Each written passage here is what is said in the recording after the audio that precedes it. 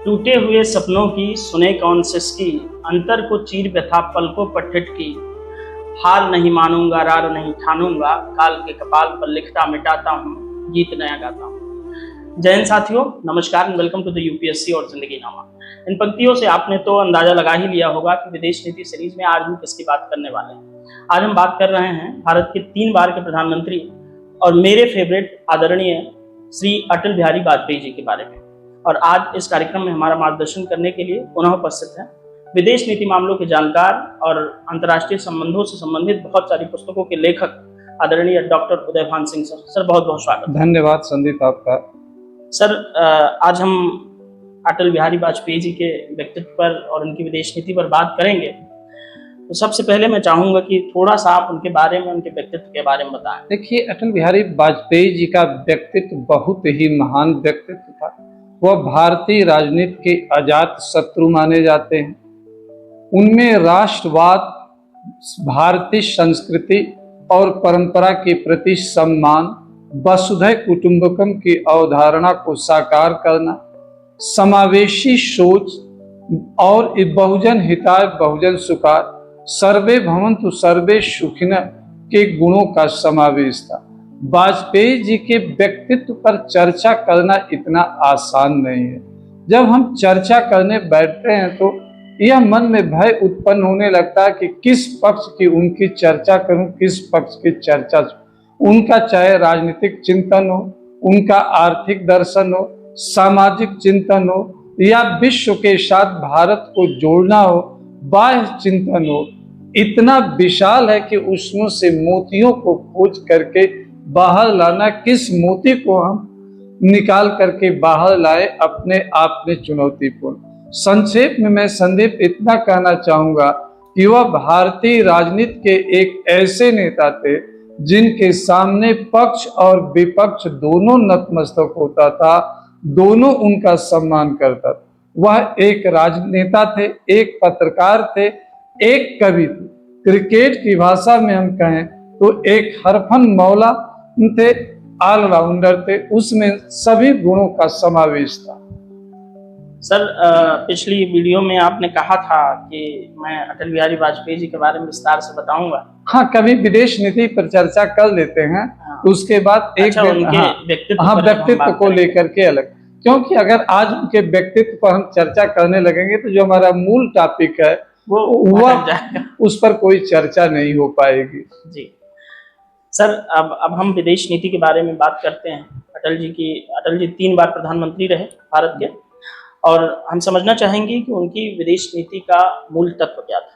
देखिए, अटल बिहारी वाजपेयी की विदेश नीति को समझने के लिए हमें पीछे चलना, प्रधानमंत्री बनने के पीछे चलना पड़ेगा। जब वो जनता पार्टी की सरकार में विदेश मंत्री थे और विदेश मंत्री के रूप में उन्होंने संयुक्त राष्ट्र संघ के मंच से पहली बार संबोधित किया, और सबसे महत्वपूर्ण कि कोई भारतीय प्रधानमंत्री या विदेश मंत्री हिंदी में संयुक्त राष्ट्र संघ में संबोधन किया, और वहीं से उनकी विदेश नीति का एक स्वरूप दिखाई पड़ने लगता। और इसके बाद जब वो 1979 में चाइना की यात्रा पर जाते हैं और भारत और चाइना के मध्य एक संवाद की शुरुआत होती है। 1992 में जनेवा में जाते हैं और वहां पर भारत की विदेश नीति के बारे में वह बातचीत करते हैं। प्रधानमंत्री बनने के बाद 1996 में जब 13 दिन के लिए प्रधानमंत्री बने थे, उस समय तो उन्हें विदेश नीति के बिंदु पर कार्य करने का अवसर नहीं मिला। लेकिन जब 1998 में और 1999 में शपथ लिए, तब इन्होंने विदेश नीति का निर्धारण किया। अटल बिहारी वाजपेयी की विदेश नीति 5 तत्वों से संचालित होती है। अटल बिहारी वाजपेयी के विदेश नीति का पहला तत्व है व्यवहारिक यथार्थवाद की वह बात करते थे। दूसरा तत्व राष्ट्रीय सुरक्षा, राष्ट्रीय हित की बात करते थे। तीसरा वह रणनीतिक स्वायत्तता की बात करते थे। चौथा वह सामरिक स्वायत्तता की बात करते थे। और 5वां जो था शांतिपूर्ण पड़ोस की बात करते थे। तो उनकी विदेश नीति में यथार्थवाद भी था, उदारता भी था, सहयोग और संवाद भी था, दृढ़ता भी थे, आक्रामकता थी। आप यह कह सकते हो कि अटल बिहारी वाजपेयी की विदेश नीति परिस्थिति जन्य थी। परिस्थितियों के अनुसार अपनी विदेश नीति में आक्रामकता, उदारता और सौम्यता के तत्वों का समावेश करने पर बल देते थे।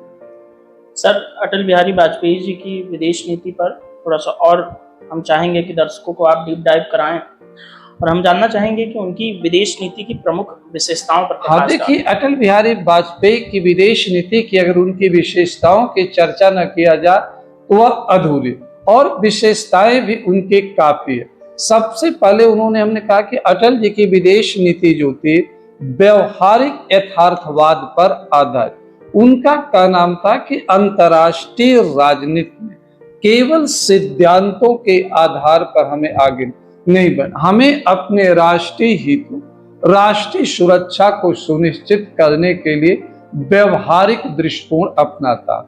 अगर हमारा पड़ोसी संवाद की भाषा नहीं समझता, प्रेम की भाषा नहीं समझता, तो उसे लक्ष्मण की नीति के माध्यम से भी समझाना चाहिए।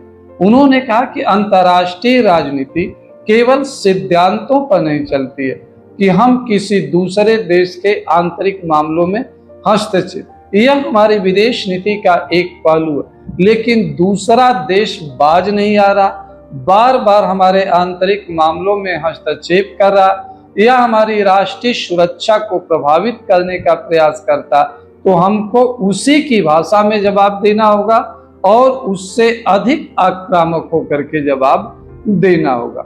हम अपने तरफ से आक्रामक नहीं होंगे, लेकिन अगर दूसरा हमें छेड़ने का प्रयास करता तो हमें छोड़ना भी नहीं चाहिए। तो यह उनकी विदेश नीति की पहली विशेषता थी, व्यवहारिक यथार्थवाद। मतलब रामायण के राम की तरह राम और कृष्ण दोनों की नीतियों का उनमें समावेश था। जब मर्यादा पुरुषोत्तम की तरह वह आदर्श की बात करते थे, भगवान कृष्ण की तरह वह एक परिस्थिति जन निर्णय लेने की भी वकालत करते थे। बिल्कुल सर, जब रामायण के एक प्रसंग आपको याद होगा, जब भगवान राम समुद्र से रास्ता मांगने के लिए 3 दिन से पूजा अर्चना कर रहे थे, इसीलिए तो लक्ष्मण नीति का मैंने कहा रास्ता नहीं मिला तो भगवान राम ने कहा कि जलधि जड़ मानत नहीं गए 3 दिन बोले राम सकोप तक भय बिन होवे न प्रीत। तो लक्ष्मण से धनुष मंगाए और बाण की प्रत्यंचा चढ़ाए तो समुद्र देवता प्रकट हो गए। तो उसी नीति के साथ उसी नीति। इनकी दूसरी नीति की विशेषता पड़ोसी प्रथा। उन्होंने कहा कि पड़ोसी हमारे लिए महत्वपूर्ण है। हम मित्र बदल सकते हैं, पड़ोसी नहीं बदल सकते हैं। उन्होंने कहा कि हमें पड़ोसियों के साथ जो है संवाद और सहयोग को बढ़ावा देना है, उदारता का दृष्टिकोण अपना, लेकिन पड़ोसी इसे हमारी कमजोरी न समझे, इसे हमारा एक सबल पक्ष समझे। अगर पड़ोसी इसे हमारी कमजोरी समझते हैं तो हमारा उनकी भूल है। हम पड़ोसियों के साथ सहयोग की बात करते हैं, संवाद की बात करते हैं, मित्रता की बात करते हैं, 2 कदम उनके लिए पीछे जाने के लिए तैयार, लेकिन हमारा यह कमजोरी नहीं है बल्कि हमारी उदारता। जब 1999 में कारगिल युद्ध के प्रकरण के समय अमेरिका के राष्ट्रपति बिल क्लिंटन ने उनसे कहा कि पाकिस्तान के प्रधानमंत्री नवाज शरीफ हमारे साथ बैठे हुए हैं, उनका कहना है कि हम एक परमाणु संपन्न देश हैं।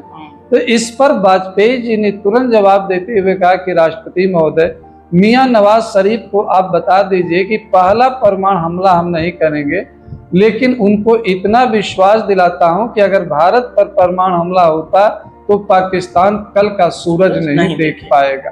तो यह वाजपेयी की दृढ़ता थी, यह वाजपेयी की राष्ट्रीय हित और राष्ट्रीय सुरक्षा के प्रति उनका आक्रामक दृष्टिकोण था। उन्होंने सौम्यता और उदारता के साथ साथ आक्रामकता, दृढ़ता और स्पष्ट संदेश भी दिया। तो दूसरी जो विशेषता उनकी विदेश नीति थी, पड़ोसियों के संदर्भ में थी। तीसरा, उन्होंने भारत के दृष्टिकोण को परमाणु सुरक्षा, परमाणु स्वायत्तता को, कि उन्होंने कहा कि हम पहले परमाणु हमला नहीं करेंगे, लेकिन हमारे ऊपर हमला होता तो हम उसका जवाब देंगे। सर, थोड़ा समय आपको टोकना चाहूँगा, माफ़ी चाहूँगा।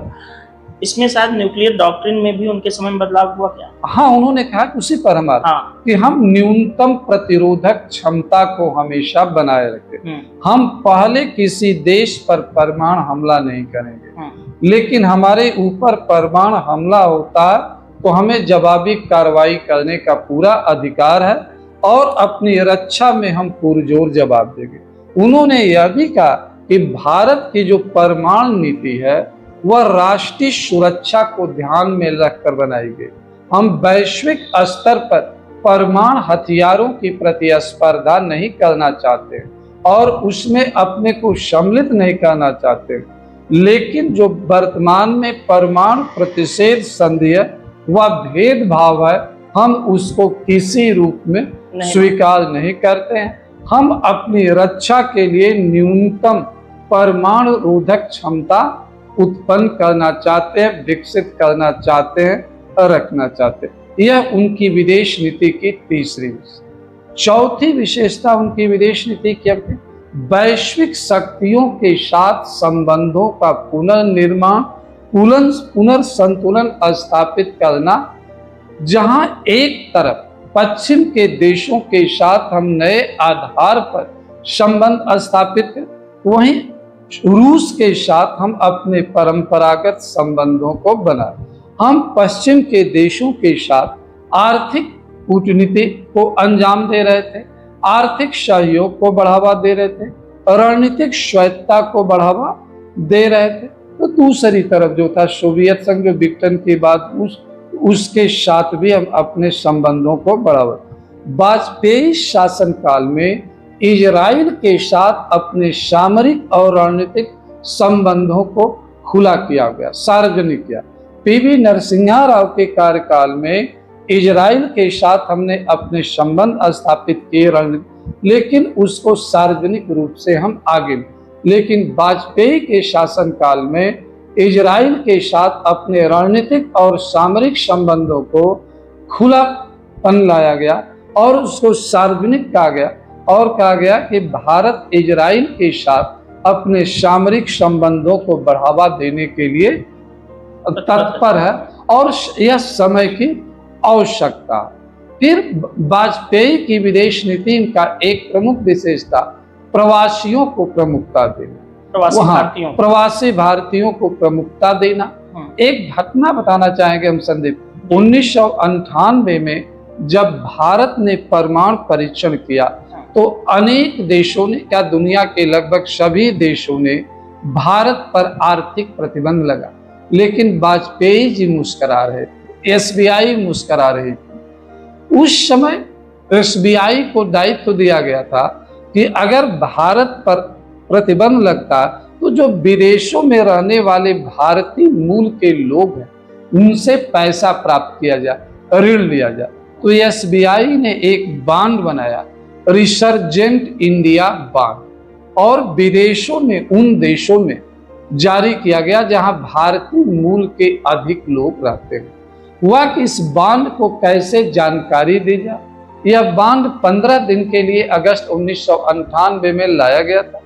अमेरिका की एक विज्ञापन एजेंसी थी एड फैक्टर्स, जो उस समय दुनिया की सबसे बड़ी एजेंसी मानी जाती थी, और संभवतः उसका ओनर इंडियन थे, दलबीर चौधरी, जो हरियाणा के रहने वाले थे, अमेरिकी नागरिकता ले लिए, अमेरिकी नागरिक।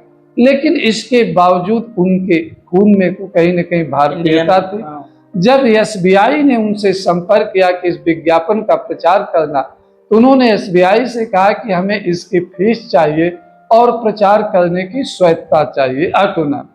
तो एसबीआई से उन्होंने कहा मुझे $1 फीस चाहिए मात्र, जो अमेरिकी कानून के अनुसार इतना मुझे न्यूनतम टैक्स देना ही देना होगा विज्ञापन। सिंगल $1 लिया, $1, और कहा प्रचार करने की हमको स्वायत्तता चाहिए, कैसे प्रचार हम करेंगे, इसमें आपका कोई इंटरफेयर। उन्होंने बहुत मार्मिक स्लोगन दिया, माँ करा रही है, बेटे को पुकार रही है, कब तक आप चुप बैठोगे। इस तरह के मार्मिक स्लोगन उन देशों के टीवी चैनलों और समाचार पत्रों में प्रकाशित किए गए जहां भारतीय मूल के लोग रहते थे। बांड की विशेषता बताई गई।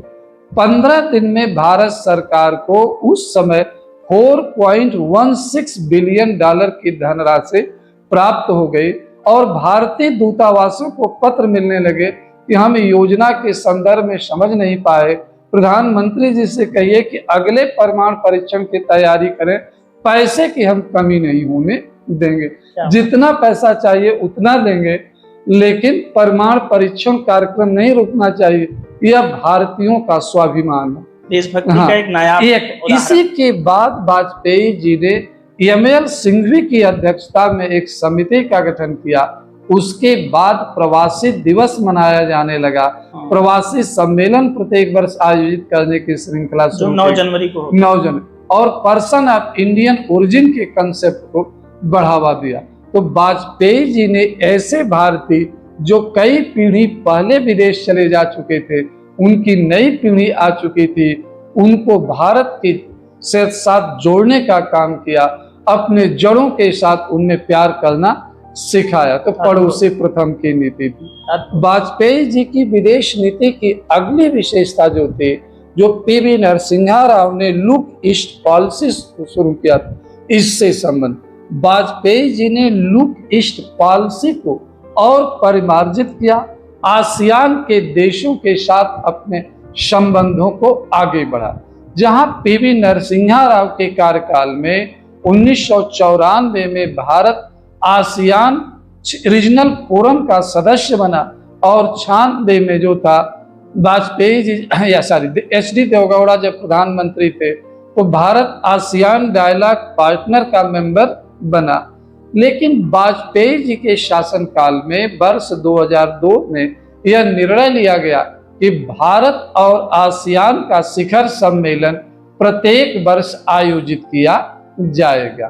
तो उसके बाद से भारत और आसियान के बीच प्रत्येक वर्ष शिखर सम्मेलन होता जिसमें भारतीय प्रधानमंत्री शिरकत करते हैं और आसियान के देशों के साथ सामूहिक रूप से बातचीत करते हैं। यही नहीं, वाजपेयी की विदेश नीति का एक खूबसूरत पहलू सांस्कृतिक पहचान, सांस्कृतिक कूटनीति। उसने सॉफ्ट पावर से हट करके आसियान के देशों में भारतीय जो था धार्मिक परंपराएं, सामाजिक परंपराएं काफी देखी। आसियान के देशों में बौद्ध धर्म भी दिखाई पड़ेगा, हिंदू धर्म भी दिखाई पड़ेगा। तो कहीं न कहीं वाजपेयी ने आसियान के देशों को, चाहे वह टाइगर कंट्रीज थे या गैर टाइगर कंट्रीज थे, उनके साथ भारत को एक नई पहचान दिया। सांस्कृतिक गतिविधियों को एक दूसरे के देश में बढ़ावा देना, आसियान के देशों में भारत के सांस्कृतिक परंपराओं पर्व को बढ़ावा दिया। जो अशोक ने अपने शासन काल में शुरू किया था वह वाजपेयी के शासन काल में भी देखने को मिला। रामायण से संबंधित गतिविधियां हो, बौद्ध धर्म से संबंधित गतिविधियां, इन सब के बारे में सांस्कृतिक उत्सव आयोजित करने की श्रृंखला। वाजपेयी की विदेश नीति की एक अगली विशेषता यह थी, जो हालांकि पूर्व में हमने डिस्कस, आंतरिक एक दूसरे के आंतरिक मामलों में हस्तक्षेप नहीं करना। लेकिन इसका एक दूसरा पहलू है, वाजपेयी सरकार इसे अपनी कमजोरी के रूप में नहीं बल्कि इसे अपनी एक सबल पक्ष के रूप में, अपनी उदारता के रूप में प्रस्तुत करती थी। वाजपेयी की विदेश नीति आर्थिक कूटनीति पर भी बल देती थी। वाजपेयी की विदेश नीति में पश्चिम के देशों के साथ समझौता करके विदेशी पूंजी प्राप्त करना, विदेशी तकनीक करना, व्यापार को बढ़ावा देने पर बल।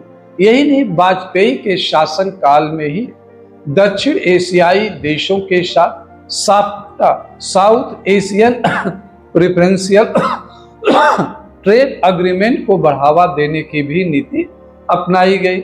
साउथ एशिया के देशों के साथ यह जो समझौता हुआ, समझौता का प्रारूप तैयार किया गया। लागू तो मनमोहन सिंह के शासनकाल में हुआ, लेकिन वाजपेयी शासनकाल में दक्षिण एशिया के देशों या अन्य देशों के साथ प्राथमिकता प्राप्त व्यापार समझौता और मुक्त व्यापार समझौते को बढ़ावा देने की नीति अपनाई गई। बेहद शानदार सर।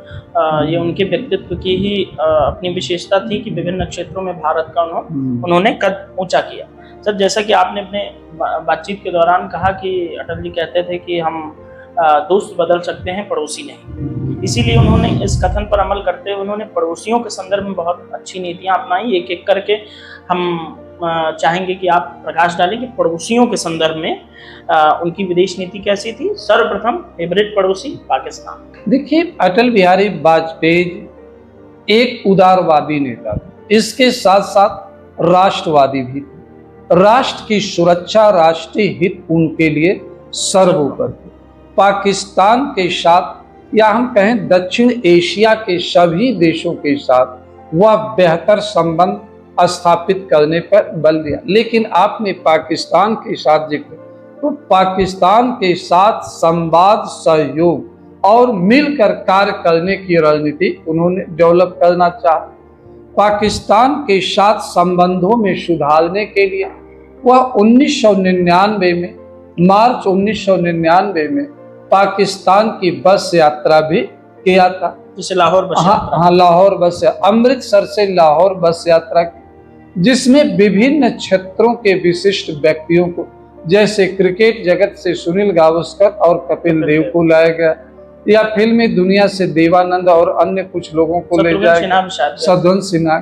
इस तरह से अनेक लोगों को अपने साथ लेकर के वह गए।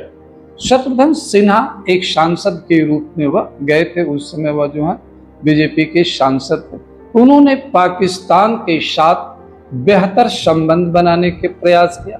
जो बातचीत की प्रक्रिया शिथिल थी उसको उन्होंने शुरू करने का प्रयास किया और पाकिस्तान को उन्होंने यह समझाने का प्रयास किया कि भारत और पाकिस्तान दोनों का हित है कि एक दूसरे के साथ संवाद करें, सहयोग करें और मिल करके अंतर्राष्ट्रीय राजनीति में अपने आप को इकाई के रूप में प्रस्तुत करें।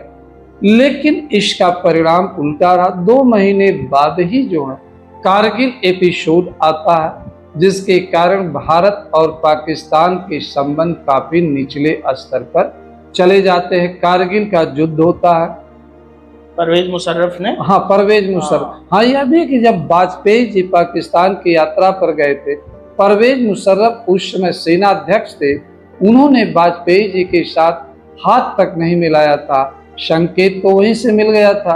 वह व्यक्ति ट्रूली नफरत करता था भारत, लेकिन भारतीय कूटनीतिज्ञों ने उस पर ध्यान नहीं दिया, क्योंकि हम गए थे अच्छे रिश्ते बनाने, हमारा कोई गलत इरादा था। पाकिस्तान ने एक मेजबान की जो भूमिका होती है, प्रोटोकॉल निभाना चाहिए, उसको भी नजरअंदाज। अच्छा, कहा जाता है सर कि नवाज शरीफ के साथ परवेज मुशर्रफ के रिश्ते ठीक नहीं थे, इसलिए वो अपना ही पाकिस्तान की राजनीति में हमेशा सेना का दखल रहा। अपवाद को छोड़ दिया जाए तो पाकिस्तान के प्रधानमंत्रियों और वहाँ के सेना अध्यक्षों का संबंध अच्छे नहीं, या वहाँ के प्रधानमंत्री जब कठपुतली बन जाते हैं तब उनके साथ सेना के संबंध जैसे अच्छे, जैसे वर्तमान के दौर में है।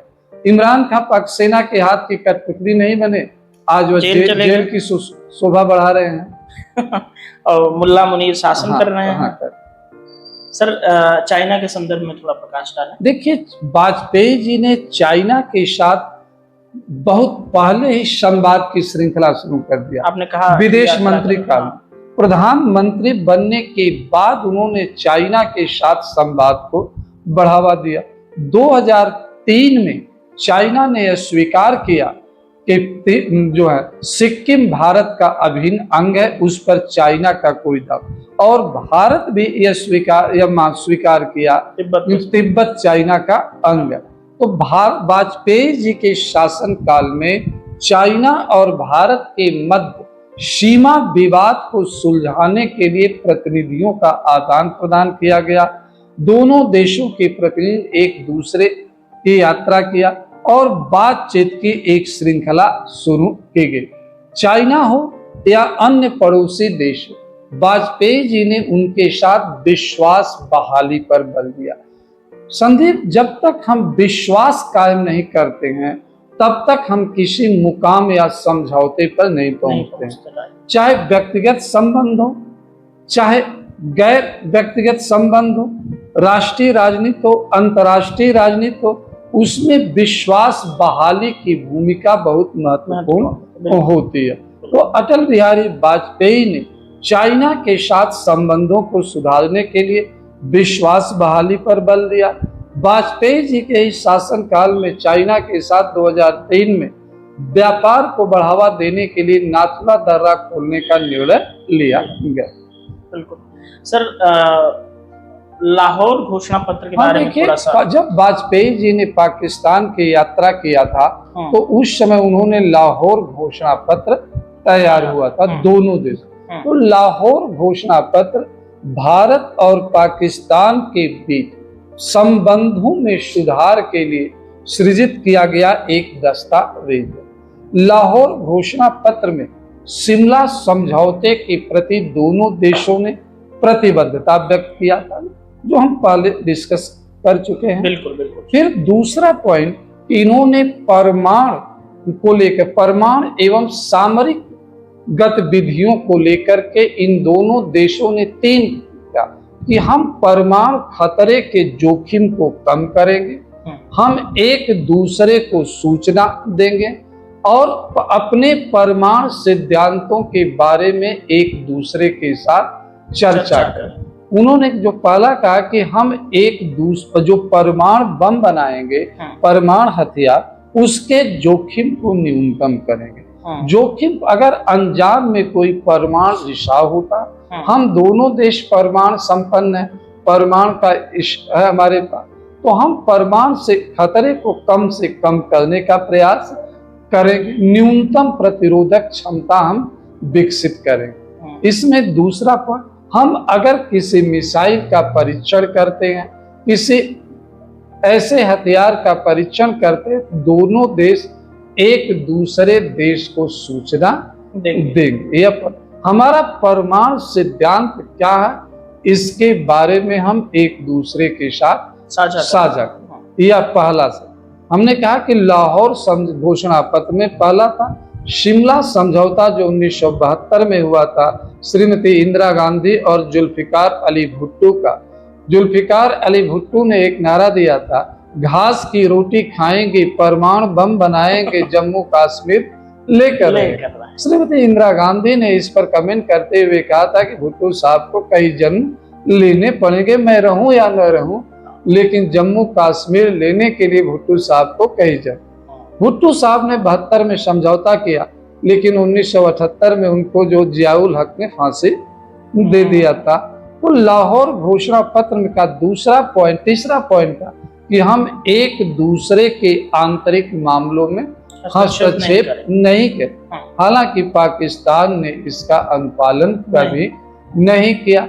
अगला पॉइंट कि हम द्विपक्षीय संवाद को बढ़ावा देंगे, सहयोग को बढ़ावा देंगे, हम विश्वास उत्पन्न करने पर बल देंगे। हम जब तक संवाद नहीं करेंगे तब तक विश्वास बहाली नहीं हो। तो यह भी पॉइंट था, लेकिन ऐसा हो नहीं पाया। फिर था क्षेत्रीय एकता अखंडता को हम प्रमुखता देंगे, दक्षिण एशिया को हम मजबूत बनाएंगे, दक्षिण एशिया के देशों में एकीकरण को बढ़ावा देंगे। सर, वैसे तो अभी तक की हमारी चर्चा के अंदर देश के राष्ट्रीय सुरक्षा के संदर्भ में अटल जी की विदेश नीति में क्या क्या, किन किन चीजों पर बल दिया गया, बातचीत में आया, लेकिन हम चाहेंगे कि अगर फिर भी आप कुछ बताना चाहें। देखिए, वाजपेयी जी देश की राष्ट्रीय सुरक्षा को लेकर के बहुत सजग थे। वह राष्ट्रीय सुरक्षा को लेकर के अपनी परमाणु नीति को दुनिया के सामने स्पष्ट कर दिया था कि हमारे परमाणु कार्यक्रमों का उद्देश्य अपनी सुरक्षा सुनिश्चित करना, हम न्यूनतम प्रतिरोधक क्षमता विकसित करना चाहते हैं। हम पहले परमाणु हमला नहीं करेंगे, मतलब नो फर्स्ट यूज। हाँ, लेकिन अगर हमारे ऊपर हमला होता है तो हम उसका भरपूर जवाब दें। वह देश की राष्ट्रीय सुरक्षा को लेकर के, चाहे रूस हो या संयुक्त राज्य अमेरिका हो, पर दोनों के साथ वह सामरिक संबंधों को स्थापित करने को लेकर के सजग थे। वह जहां रसिया के साथ अपने संबंधों को नए तरीके से परिभाषित किया, पुनर्परिभाषित किया, क्योंकि सोवियत संघ के विघटन के बाद रसिया कमजोर हो गया था। तो सोवियत संघ के विघटन के बाद जब रसिया कमजोर, तो रसिया के पुनर्निर्माण में भारतीय तेल कंपनियों की बहुत भूमिका रही। भारतीय तेल कंपनियों ने रसिया में बड़े पैमाने पर इन्वेस्टमेंट किया और वाजपेयी जी ने रसिया के साथ तेल कूटनीति को अपनाया अपने देश की राष्ट्रीय सुरक्षा को। तो दूसरी तरफ वो संयुक्त राज्य अमेरिका या पश्चिम के देशों के साथ सामरिक सहयोग को बढ़ावा देने के लिए भी उन्होंने काम किया और भारतीय अर्थव्यवस्था को बिना मजबूत किए राष्ट्रीय सुरक्षा को मजबूत नहीं किया जा सकता। तो इसलिए पश्चिम के देशों के लिए भारतीय अर्थव्यवस्था को खोलने का भी प्रयास किया। विदेशी निवेश नीति का उदारीकरण किया गया, लाइसेंस पॉलिसी का उदारीकरण किया गया और मुक्त व्यापार समझौते को और बढ़ावा देने की रणनीति अपनाई। सर, हम उसी की तरफ आ रहे थे जिधर आप बातचीत को ले गए। थोड़ा सा हम और डिटेल में समझना चाहेंगे कि अमेरिका और अन्य पूंजीवादी देशों के संदर्भ में वाजपेयी जी की जो विदेश नीति थी वो किन तत्वों से प्रेरित थी। अमेरिका और अन्य पश्चिम देशों के साथ वाजपेयी जी की आर्थिक कूटनीति पर अधिक आधारित, विदेशी निवेश, विदेशी पूंजी और विदेशी तकनीक पाने पर अधिक। इसके साथ साथ अमेरिका के साथ हम रणनीतिक क्षेत्रों में, खुफिया के क्षेत्र में भी हमने सहयोग करने के लिए समझौते किए। अमेरिका के साथ कुछ हमने आधुनिक हथियार खरीदने की भी बातचीत किया, लेकिन उस समय अमेरिका और भारत के बीच बहुत ट्रस्ट नहीं था, विश्वास नहीं था। इसलिए हम आगे अमेरिका के साथ हम आतंकवाद के क्षेत्र में भी सहयोग करने का निर्णय, क्योंकि भारत भी आतंकवाद से पीड़ित था, पश्चिम के देश भी आतंकवाद से पीड़ित थे। सर, ऐसा शायद पता नहीं, मुझे याद नहीं है कि अमेरिका के राष्ट्रपति भी भारत का दौरा उस समय किए थे। हाँ, वाजपेयी जी के शासनकाल में अमेरिकी राष्ट्रपति बिल क्लिंटन का दौरा हुआ था और वो दौरा काफी महत्वपूर्ण रहा था। दौरे के दौरान थोड़ी सी नाराजगी भी उत्पन्न हो गई। कैसे? बिल क्लिंटन ने भारतीय संसद को संबोधित करते हुए कहा कि हमने पाकिस्तान के प्रधानमंत्री को कहा कि आप तुरंत सेना हटाइए। हमारे कहने पर पाकिस्तान के राष्ट्रपति प्रधानमंत्री कारगिल वाली जंग के कारगिल से, या अमेरिकी राष्ट्रपतियों की आदत होती है जैसे अभी, हाँ, कि वो हर युद्ध में अपना श्रेय लेना चाहते। इसको लेकर के भारतीय विदेश मंत्रालय ने कड़ी आपत्ति व्यक्त किया था और जो ट्रंप की तरह, जैसे ट्रंप ने कहा कि ट्रंप की तुलना में कम हारा नहीं था, हाँ, उतना तो नहीं कहा, लेकिन थोड़ा सा क्लिंटन संकेत दिया था कि अपना श्रेय लेना चाहते, जिस पर पूर्व प्रधानमंत्री चंद्रशेखर जी ने तुरंत सरकार से इस पर जवाब देने के लिए कहा था। सरकार ने खंडन किया कि इसमें कोई भूमिका अमेरिकी राष्ट्रपति की नहीं रही है, भारतीय सेना ने उन्हें पीछे खदेड़ा है, ये हमारे शौर्य और पराक्रम की विजय है। जी बिल्कुल। सर, जब पूंजीवादी देशों और अमेरिका की बात हुई तो अब शक्ति संतुलन के लिए जरूरी है कि रूस की तरफ भी हम जाएं। हाँ, तो हम समझना चाहेंगे कि रूस के संदर्भ में वाजपेयी की विदेश, अभी हमने थोड़ी देर पहले कहा कि रूस के साथ वाजपेयी जी ने तेल कूटनीति को बढ़ावा दिया। भारतीय तेल कंपनियों ने वहां पर निवेश किया। रूस के साथ हम द्विपक्षीय और बहुपक्षीय समझौते किए। रूस के साथ हमने नए समझौते किए और रूस के साथ हमने खुफिया क्षेत्र में भी सहयोग को बढ़ावा देने के लिए, तो रूस के साथ जो हमारा समझौता होता किसी एक क्षेत्र तक सीमित नहीं होता, अनेकों आर्थिक भी होता, गैर आर्थिक भी होता। रूस ने जम्मू कश्मीर के मुद्दे पर हमेशा भारत का साथ दिया। अभी हम पाकिस्तान के साथ जिक्र कर रहे थे, 2 पॉइंट हम जिक्र और उसमें ऐड कर कि पाकिस्तान के साथ वाजपेयी जी ने संबंध सुधारने का बेहतर, कारगिल युद्ध के बाद अंतर्राष्ट्रीय दबाव भी भारत पर भी पड़ा, पाकिस्तान पर भी पड़ा। भारत और पाकिस्तान के बीच शिखर वार्ता आगरा में आयोजित की गई, जिसमें पाकिस्तान के राष्ट्रपति परवेज मुशर्रफ भी आए। बातचीत लगभग अच्छे तरह से, समझौता का ड्राफ्ट भी तैयार होता है, लेकिन श्रीमती सुषमा स्वराज की एंट्री ने या हम कहें कि भारतीय कूटनीतिज्ञों ने जिस बात को नजरअंदाज कर दिया था, समझौते की भाषा को जो ध्यान नहीं दिया था, उसको हस्तक्षेप करके उन्होंने जब सुधारने पर बल दिया। समझौते में कुछ ऐसे पॉइंट थे, जब सुषमा स्वराज को समझौते की कॉपी दी गई, भी समझौता हुआ नहीं था, उसमें 2 पॉइंट पर आपत्ति व्यक्त किया जिस पर पाकिस्तान सहमत नहीं हुआ और समझौता नहीं हो सका। पाकिस्तान के राष्ट्रपति आगरा से अजमेर जाने वाले थे, लेकिन बाद में आगरा से वह पाकिस्तान वापस लौट गए। एक आगरा शिखर वार्ता हुई।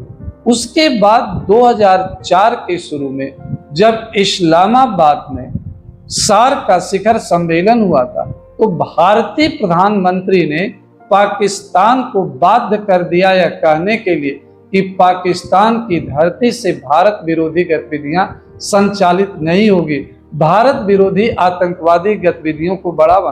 हालांकि पाकिस्तान ने जरूर दबाव में आकर के यह बयान दिया, लेकिन व्यवहारिकता के तौर पर ऐसा नहीं था।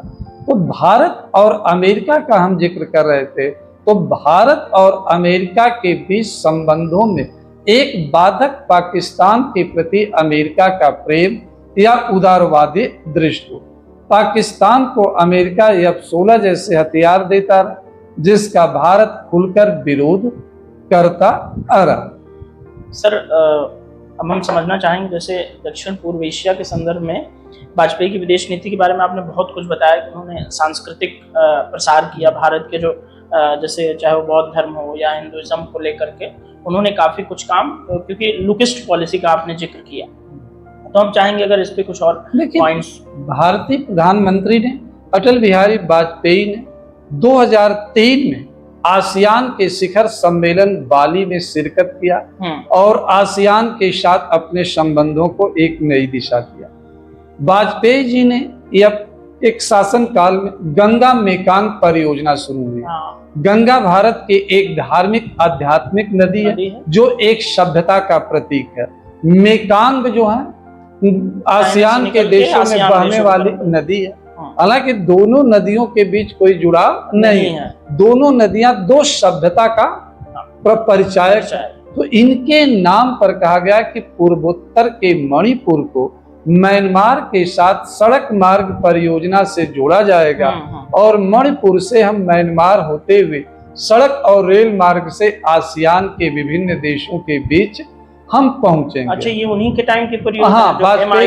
हाँ, गंगा म्यांमार, इंडिया, थाईलैंड नहीं, वो तो बाद में। गंगा मेकांग परियोजना अलग है। मेकांग, हाँ, यह आसियान और भारत को सड़क मार्ग के से जोड़ना। इस परियोजना का उद्देश्य दोनों देशों के बीच क्षेत्रों के कनेक्टिविटी को बढ़ावा देना, व्यापार को बढ़ावा देना, सांस्कृतिक मूल्यों का आदान प्रदान करना।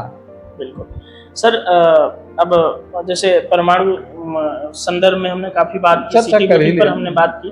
अब हम थोड़ा सा आपसे समझना चाहेंगे गुटनिरपेक्षता के संदर्भ में वाजपेयी जी का। देखिए, वाजपेयी जी कहते थे कि हमें केवल सैद्धांतिक गुटनिरपेक्षता को नहीं अपनाना, हमें व्यवहारिक गुटनिरपेक्षता को अपनाना। वो स्पष्ट तौर पर उन्होंने कहा कि गुटनिरपेक्षता का मतलब निष्क्रियता नहीं है, तटस्थता नहीं। विभिन्न मुद्दों पर हमें मुखर होकर के अपने विचार को रखना, न तो हमें किसी का पिछलग्गू बनना और न किसी का हमें बिना कारण हमें विरोध करना। हम महाशक्तियों के साथ सम्मान के साथ संबंध बनाना चाहते हैं।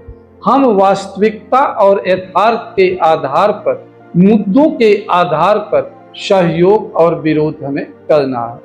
तो उनकी जो गुटनिरपेक्षता थी वह सक्रियता को लेकर के थी, यथार्थवाद को लेकर के थी, वैचारिक विरोध और वैचारिक समर्थन करने पर फोकस थी। बिल्कुल सर, एक काफी लंबी चर्चा हमारी हुई अटल जी की विदेश नीति के संदर्भ में। अब हमारी चर्चा का अंतिम पड़ाव है और हम थोड़ा सा आपसे समझना चाहेंगे कि जब अटल जी की बात चलती है तो वैसे तो उनके व्यक्तित्व में बड़ी विविधता है। वो लेखक, कवि, पत्रकार और भी बहुत कुछ हैं। हम कभी इसके बारे में फिर चर्चा करेंगे, लेकिन हम आपका एक विदेश नीति के मामलों का जानकार होने के नाते आपका दृष्टिकोण अंत में जानना बहुत जरूरी है। आप का पर्सनल क्या विचार है उनकी विदेश नीति को लेकर? देखिए, अटल बिहारी वाजपेयी की विदेश नीति राष्ट्रीय हितों को सुरक्षित, संरक्षित और संवर्धित करने से उस पर आधारित थी, प्रेरित थी। तो अटल बिहारी वाजपेयी ने तत्कालीन परिस्थितियों में और एक अल्पमत और गठबंधन की सरकार चला रहे थे, तो परिस्थिति जन उन्हें निर्णय लेने पड़े। उनके पास बहुमत नहीं था कि वह खुल करके कार्य कर सके और विपक्ष उनको सहयोग भी नहीं प्रदान करता था।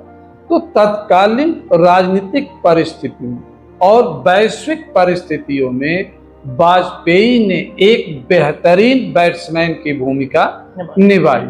अगर उनके पास पर्याप्त बहुमत होता, पूर्ण बहुमत की सरकार होती और राज्यसभा में बहुमत होता, तो उनकी विदेश नीति का स्वरूप और रूप कुछ और ही होता।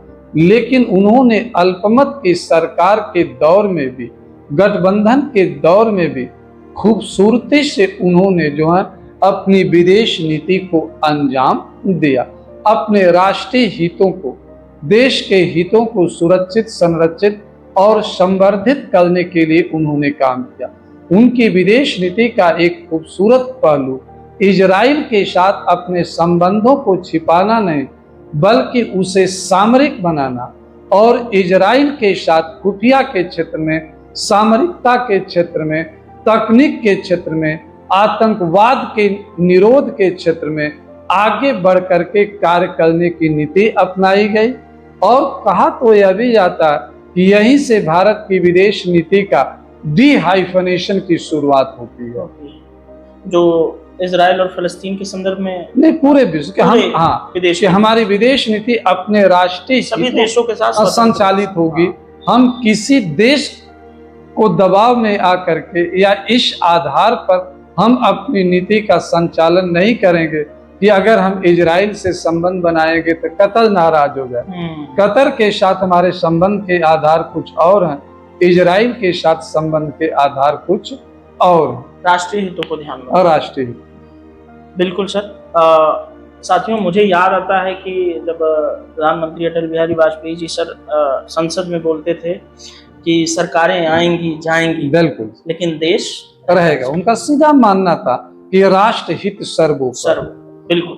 इस मामले में जो है कि एक देशभक्त के तौर पे मेरी भी उनमें बहुत आस्था है और आपको भी मैं जानता ही हूं। आस्था से हम नीतियों का मूल्यांकन नहीं करते। नहीं, हम निरपेक्षता के आधार पर, कार्य प्रणाली के आधार पर, राष्ट्रीय हितों के संवर्धन के आधार पर, कभी कभी हमारा आस्था और प्रेम भी होता है, लेकिन कार्यशैली ऐसी हो जाती है, उनकी कार्यशैली से प्रेम है कि हम संबंधित व्यक्ति आलोचना भी करने लगते हैं। बिल्कुल। मैं आपको बताना चाहूंगा, मैं मोदी जी का बहुत प्रशंसक हूँ, या उनका जो है फॉलोअर हूँ, उनकी नीति। लेकिन पिछली वीडियो में मैंने उनकी एक आलोचना भी किया था, तो कभी कभी मजबूरी, स्वतंत्र दिमाग की और एक न्यूट्रल व्यक्तित्व की यही निशानी भी है कि जहां आपको लगे कि जो चीज गलत है, जो सही है सही। बिल्कुल। सर, इस बातचीत के लिए आपका हृदय से धन्यवाद। और साथियों, अब विदेश नीति सीरीज में हम धीरे धीरे काफी आगे बढ़ते जा रहे हैं, और अटल जी की विदेश नीति की ये बातचीत आपको कैसी लगी सर के बारे में आप अपनी प्रतिक्रिया कमेंट बॉक्स में जरूर दीजिएगा। और हम अब आगे सर हमारा मार्गदर्शन करें किस मनमोहन सिंह, दो ही बचे हुए हैं। मनमोहन सिंह और उसके बाद वर्तमान प्रधान। तो साथियों, अब इस आप वीडियो को देखिए और जैसा भी लगे आप कमेंट बॉक्स में अपनी प्रतिक्रिया से हमें अवगत जरूर कराइए। सर, इस बातचीत के लिए आपका धन्यवाद संदीप, बहुत बहुत आपको।